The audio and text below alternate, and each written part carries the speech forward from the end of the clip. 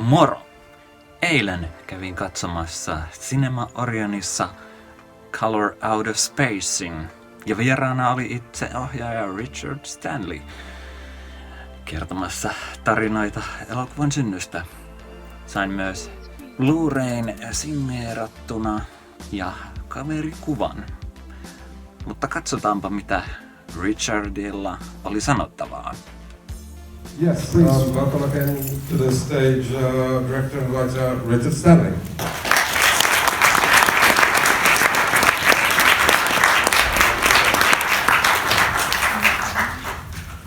And since we are quite short of time, we have like 20 minutes or something, is there any audience questions to start off with?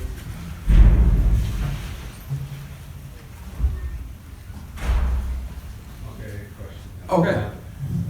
Why Sintra? Why Sintra, Portugal? Yeah. Yeah, well, how it worked out was Nic was only available for 4 weeks, and thereafter he was booked up for like 3 years or something. And those 4 weeks fell from the last week of January through to early Feb. So the entire of the northern hemisphere was under snow at that point in time. There was snow in New England, snow in France, and even in Atlanta, Georgia, in every place we looked at. And in the end, Sintra was the most southwesterly point of Europe, and the one place we could get deciduous foliage that still could be faked up to look like late summer or autumn, and where we could also get alpacas. But then the problem became having to basically build a New England-style farmhouse, red barn and well, and create all that over Christmas with limited resources. But somehow it came together. And Sintra was a very appropriate place for it to happen. I hadn't been there before, but obviously it's a deeply weird neck of the woods in its own right. Yeah, that's why. Because of all the previous things, and also because of Arturo Perez Regate's The Fatima and his The Night Gate. That was also caught in the same place. Yeah, no, super bizarre. Some of Ninth Gate was shot pretty close to where we were staying at a place called Casa Holstein. It's a very eerie neck of the woods, which has had a lot of famous goths through it over the years, from Lord Byron to Aleister Crowley. It's an odd neck of the woods. Other questions? Yeah. How did you end up to that exact color? Because in short story, I remember it was like something like color out of spectrum, but that was totally about or something pinkish or You mean the color? color that color out of spectrum. The visual yeah, color, yeah. Pinkish, while what to do with it. Yeah, where we ended up was I figured the outer limits of the human spectrum are basically infrared and ultraviolet, and beyond infrared and ultraviolet we can't really register what it is. I figure that's as close as you can get, and if you mix infrared and ultraviolet you end up with magenta, more or less. It's very effective. Yeah, it's about as close as we can get to perceiving something which is outside of our perception. I think we also used a lot of infrasound in the sound mix. The sound mix keeps trying to push into illegal areas, into stuff which is slightly out of the spectrum. And regarding Lovecraft, you mentioned earlier that originally you were doing something else than Color on Space, and actually are you working on something with H.P. Lovecraft now? Something else? Well, I keep trying to make an adaptation of the Dunwich Horror. So I'm very much hoping that this year, 2024, will be the year we can finally shoot the monster. And even before Color Out of Space, that was partly my intention, because I just feel that Wilbur Whately is one of Lovecraft's best characters and really deserves to have his moment. And I've been wanting to put the Whately family from Dunwich on screen for a real long time. But I'm also very much hoping we can somehow take the movie back to Lovecraft country, because the actual locations are so specific from the story, and trying to fake up New England and rustic New England in Europe is definitely a chore. I'm very much hoping that we can go to New England or Massachusetts to shoot it. It's a long-standing dream, and also just to get back onto campus at Miskatonic University. Sintra was great, but there's just nothing like Arkham in Portugal. It's all white marble and red tiles, and as a result, in Colour Out of Space, I could not go into town. I couldn't show Arkham or show Miskatonic University. And it's something I very much intend to do. And regarding Colour Out of Space, the soundtrack of the film, for example, it features a poster for Arktau Eos and Lauren Horse from Finland.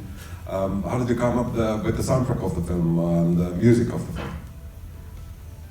I think it was an early decision that Lavinia should be a black metal film. And then that just evolved into putting a lot of my favourite references in there. I wish there was more. Actually, a question about the soundtrack. Was there actually, before he died, was there talks about Johan Johansson doing the music, because he did the previous Spectrovision Mandy? That might have happened in a parallel universe.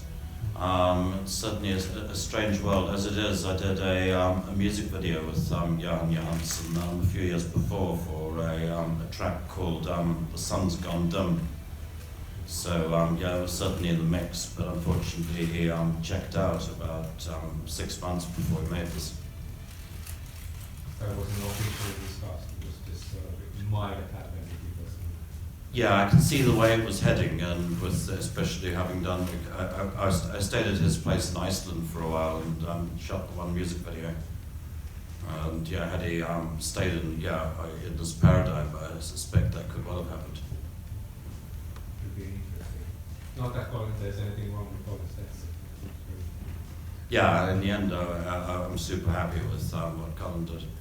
So I think he gave it a very, very different feeling from pretty much anything else I've worked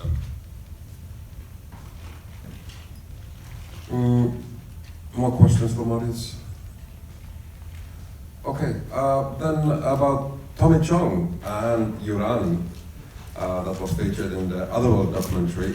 Did you go through with Tommy Chong about the character that he's playing in the film and the references to Urani? Did you go through with him the details of what kind of person Urani was? And yeah, totally. Yeah. Urani probably would have played that part had he stayed alive long enough. Unfortunately, he checked out about 1 year before we made the movie and never had the chance to see it happen. It might have been the price for Urani's ritual. Urani did do a sort of gate opening ritual to try to, with the intention of trying to bring the works of H.P. Lovecraft to screen and to all available media platforms. And I guess his working kind of has had a quantifiable effect, but he didn't stick around. And as a result, we were forced to recreate Urani's shack in Sintra, more or less. And Tommy Chong is, in reality, is a much bigger man, so he has to kind of really hunker down to give any real impression of Urani. I don't know what Urani would have thought of having Chong play him, but it's how it worked out. And certainly that little, I mean, the whole set was haunted, but that little shack in particular had a very particular vibe. Many of the Spanish set dressers were convinced that Urani's ghost was hanging around. And then a question about the lead character. How did you get along with Nic Cage, and what kind of person he was to direct?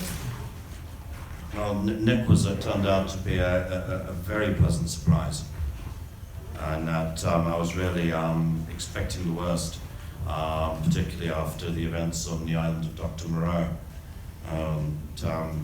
I had no idea what to expect, but the reality of it was that Nick came with an incredible amount of energy every day, and really went put a huge amount into the first take. Normally we'd get the whole thing on take 2 or 3, just because we'd usually have to adjust to what he was doing, and most of the time I was just trying to rein Nick in and keep him down.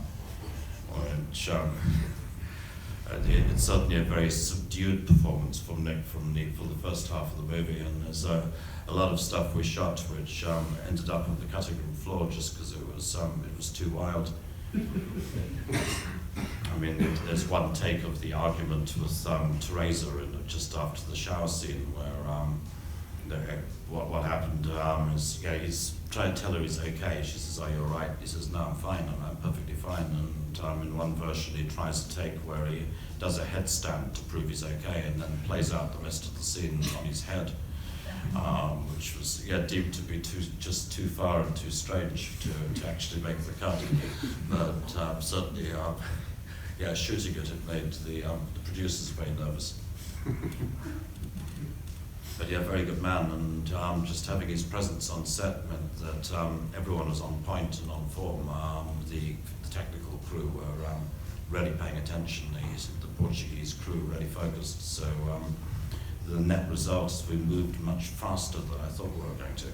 We were able to get things on take 2 or 3 rather than having to spend all day after it. And weirdly, on colour, we ended up finishing the entire movie 1 day ahead of schedule, which I've never known before. I've never known us to get so far ahead of ourselves as we did on this one. Yes. Question. Did the rest of the casting have original stories as well as the Nic Cage one with phone calls and mattresses and everything, or was it like smoother way casting that around? Well, it was pretty smooth, and had a lot of fun with the, filling in the bit parts, like Tommy Chong as Ezra as a dream, and Corianka Kilcher, who plays Pocahontas in the New World, who is playing the Native American mayor. So I was super pleased to get some of those people together. But we had a really hard time casting Lavinia. We were trying to find originally we had a lady named Maddie Ziegler in the frame who dropped out at the 11th hour, and trying to find a young ingenue prepared to fly to this super haunted place and make a Lovecraft movie of some of the strange personalities involved proved difficult. Just a week before shooting, we still didn't have a Lavinia. I remember threatening the production that if we couldn't find anyone, I'd have to act like Carl Denham in King Kong and go steaming into Lisbon and find the first young American tourist and say, "Do you want to star in a movie opposite Nic Cage?" But we got Madeleine Arthur at the last minute, and Maddie was not only tremendous. She flew in. It was just a few days before we started. I recall she came straight into a script reading with Nick and the entire family, and while we were going through the script reading, we measured her for wardrobe. The wardrobe people were there, and right after the script reading, we sent her to the Portuguese horsemaster to learn how to get on the goddamn horse. And only after that she managed to get to the hotel to unpack and shower off on arrival. So Maddie did real well, but it was touch and go. The whole thing would happen very, very fast, obviously, because we had to take advantage of that 4-week window. Talking of casting again, there's a funny coincidence here. I just saw Joey Richardson in Peter Greenaway's Drawn by Numbers here, 3 days prior when she was about 20, and now she's is it older than this one?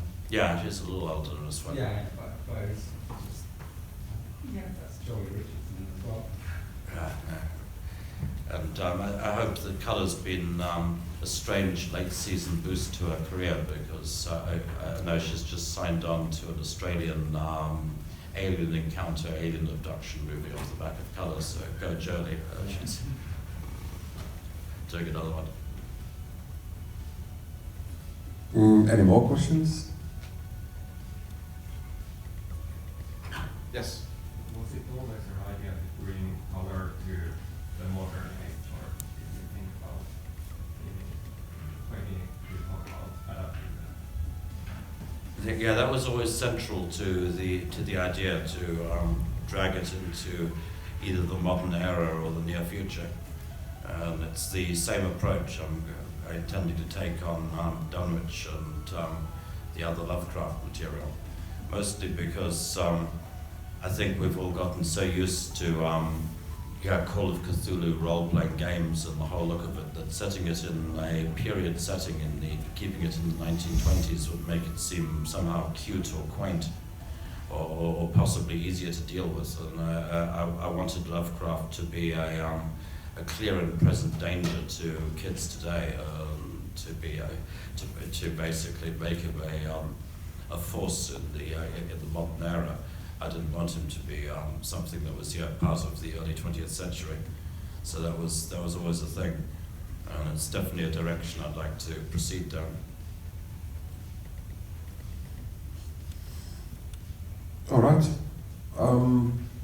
If there's no more questions, then before we call it a night, what is the next project that you're doing before Lovecraft probably takes off? Or what is the next film that you're doing, or project?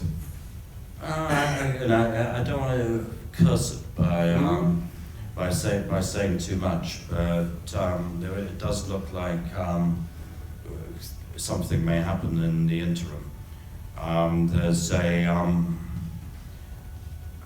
a low budget, I guess you could call it a horror fantasy production, which is stranded in Mauritius and the Chagos Islands right now, because the director died, and I'm currently thinking about taking it over and going out there to try and pull a decent movie together out of the pieces that I have available. And I don't want to talk about it too much, because it's so weird and fluky, but I would like to get back to the voodoo theme again, and also I haven't really had a chance to shoot anything underwater yet, which has been a long-standing desire on my behalf. So I'm very much hoping that in the next few months we'll find us somewhere in the depths of the southern Indian Ocean. All right. Well, basically that's all for tonight. So thank you everyone, and thank you Richard, Stanley, for the films, and hopefully you enjoyed it.